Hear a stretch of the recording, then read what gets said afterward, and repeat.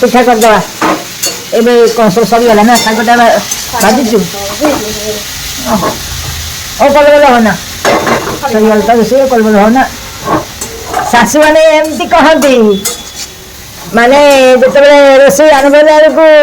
ମୋ ଧନ ଲ ମୋ ଲକ୍ଷ୍ମୀ ଲ ମୋ ଅମୁକ ଲ ସମୁକ ଲ ଆଉ ଯେତେବେଳେ ତରବରକି କରିଦେଉଛନ୍ତି ଗୋଟେ ପୂର୍ବରୁ ପୂଜା କରିବା ବର୍ତ୍ତମାନ ସରିଗଲା ଶାଗଟା ବଜାଉଛି ଆଉ ଖାଲି ଚକୁଳି ଟିକେ ହବ ତୁ ଶାଶୁ କହିଲେ କ'ଣ ନା ହେ କଲବଲ ହ ନା କୋଉଠି କ'ଣ ଏଡ଼ାଡ଼ି ହେଇଯିବ ଚେଙ୍କା ଚେଙ୍କି ହେଇଯିବ ଏମିତି ଶାଶୁମାନେ ଚାଲାକି ଜାଣିଲ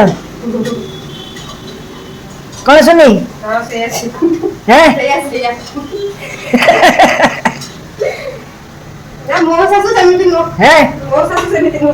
ଆଉ କେମିତି ତ